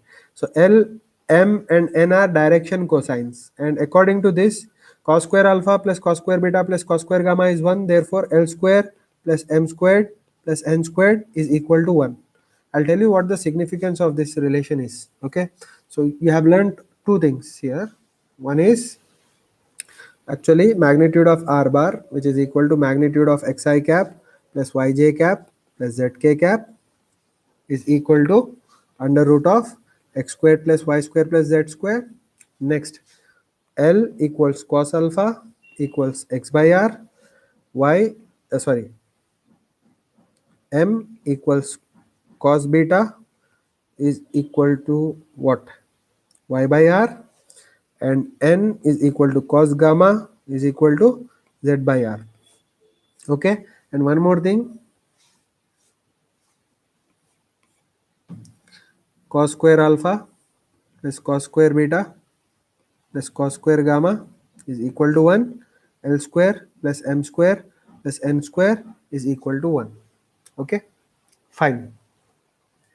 Now let me quickly tell you the significance of this equation. Significance of this equation.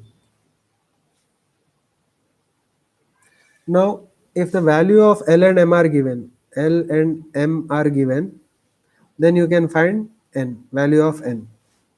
And the other combinations are true. You can find M if L and N are given. And you can find L if what? The other two are given, which are M and N. Right? Now, but the thing is, it's not always possible to find the values. Let me explain what I'm talking about. Suppose alpha is 30 degrees. Okay, let me use some other color. Suppose alpha is 30 degrees and beta is also 30 degrees. Then gamma is not possible. You know why? Because cos square alpha plus cos square beta. Okay, because the relation is this, right? Cos square alpha plus cos square beta plus cos square gamma must be equal to 1. What is cos square alpha? What is cos 30? Root 3 by 2, right? So what is cos square? It's 3 by 4. Plus, similarly, this is also 3 by 4. Plus, this is cos square gamma. You need to find gamma is equal to 1. What is 3 by 4 plus 3 by 4? It's 3 by 2. Plus cos square gamma is equal to 1. So what is cos square gamma equal to? Minus 1 by 2. But root of 1 by 2 is not possible. So cos gamma is not possible. You know why this is not working? I'll tell you why.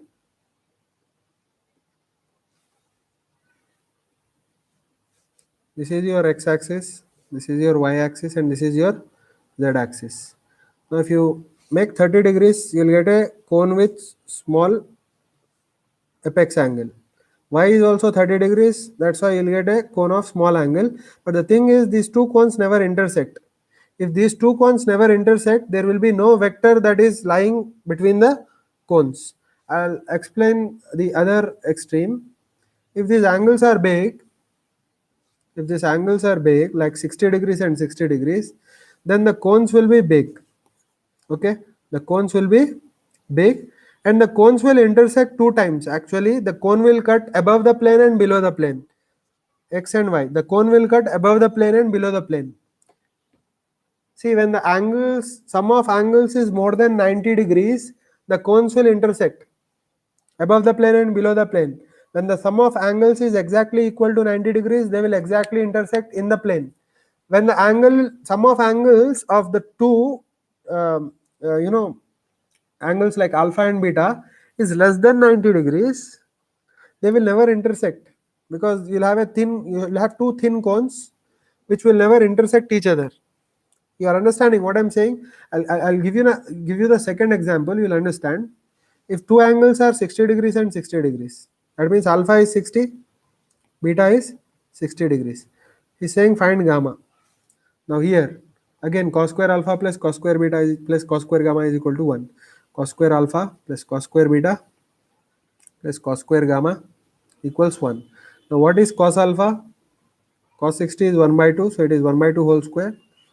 This is 1 by 2 whole square plus gamma I need to find equals to 1. Now what is 1 by 2 square plus 1 by 2 square? It is 1 by 4 plus 1 by 4 plus cos square gamma equals to 1. So cos square gamma, if you solve, this is 1 by 2, and if it goes to the right hand side, it subtracts there and 1 by 2 remains. So cos gamma is equal to plus or minus 1 by root 2. If cos gamma is plus or minus 1 by root 2, gamma is what? Either 45 degrees if it is plus 1 by root 2, and 135 degrees if it is minus 1 by root 2, because cos is negative in the second quadrant, right? That's why you get two angles for gamma, one this angle and one this angle. One is above the xy plane and one is below the xy plane. One is 45 degrees and one is 135 degrees. You are understanding what I am trying to say? And when will you get exactly one value? When will the two cones not cut but touch each other? See, when angle is 30 and 30, they never touch, they never cut each other. When the angle is greater than 90, they cut above and below the plane. Okay, above and below the plane symmetrically. That's why I got 45 and 135. And if the sum of angles is exactly 90, if the sum, see, I'm watching x-axis and y-axis from the top. Okay, let me explain in other way. If I watch x-axis and y-axis from the top, same situation, you'll understand better here. See, suppose this is your x-axis, this is your y-axis. Now if you are watching from the top, if the cones are thin, 30 degrees and 30 degrees, the cones will never touch. This is, this cone is making 30 degrees with the x-axis, and okay, so this is 30 degrees. This is 30 degrees and this is 30 degrees. Okay, so the direction cosine is making 30 degrees with x-axis. That means it should lie on this cone somewhere. If it is making 30 degrees y-axis, means that must lie somewhere on this y-axis. That means it is not possible for the vector to lie on these two cones, because they never intersect. Clear? Now again, second case. Again x-axis, again y-axis. This time angles are 60 degrees and 60 degrees. So this is 60 degrees, and okay, this is one cone, and the other cone I'll probably draw in different color. This is another cone. So these two cones, this is another cone. These two cones will intersect each other once before they cut into each other, that is above the plane, and again when they come out of each other, that is below the plane. That's why we got two angles with z-axis. That's why we got two angles with z-axis, 45 degrees and 135 degrees. What if the sum of, see, this is also 60 degrees and this is also 60 degrees. What if sum of the angles is what? Exactly 90 degrees. Let me explain. Let me draw. Okay. Suppose this is x-axis and this is y-axis. Suppose this cone is making 30 degrees, this red color cone. This is 30 degrees, and I'll draw a blue color thing. This is making 60 degrees. This cone is making 60 degrees. Suppose this is 60 degrees. Then these two cones will exactly touch each other in xy plane. There will be only one value for z. Okay, and that will be 90 degrees, because z is above the plane and these two cones are touching in the plane. That's why the plane and the z-axis will make 90 degrees with each other. Let us see using an example. Okay, so if theta is equal to 30 degrees, sorry, not theta, alpha, the angle with x-axis, alpha equal to 30 degrees, beta equal to 60 degrees. What is gamma? Obviously answer must be 90, but let us check. Cos square alpha plus cos square beta plus cos square gamma equals 1. Let me substitute. What is cos square alpha? What is cos 30? It's root 3 by 2, so it's 3 by 4. Good. And what is cos beta? Cos 60 is 1 by 2, squared is 1 by 4. Plus cos square gamma equals to 1. So what is 3 by 4 plus 1 by 4? 1. So 1 plus cos square gamma equals to 1. 1 cancels. So cos square gamma equals 0. So cos gamma equals to 0. This time we didn't get two values. Whenever you take square root, you get two values, right? Plus or minus, except when we have 0, because there is no positive and negative for 0. So here cos gamma is 0. So what is gamma? gamma is 90 degrees. Gamma is 90 degrees. Clear? So actually, these are the things that I explain three-dimensionally. When I stand and explain, I can use the room, the edges of the room, and I can use some pens or sticks to explain. Here, because I'm not visible, I tried to draw and explain. I hope you followed what direction cosines are. So whenever you have vectors in three dimensions, whenever you have vectors in three dimensions, you use direction cosines to give the information about the direction of the vectors. And what is the magnitude of the vectors? If it is represented in the form of xi cap plus yj cap plus zk cap, it is under root of x square plus y square plus z square. Clear? Okay, fine. So here we finished direction cosines and we discussed certain problems which are related to the situations with rain and umbrella. And tomorrow I will start with dot products and cross products.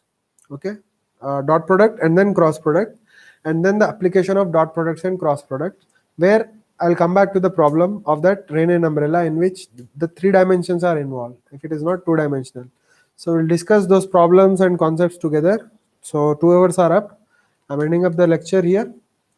So the chemistry lecture will be hopefully at 9. So I'll see you there. So thanks for watching. I'm ending the lecture.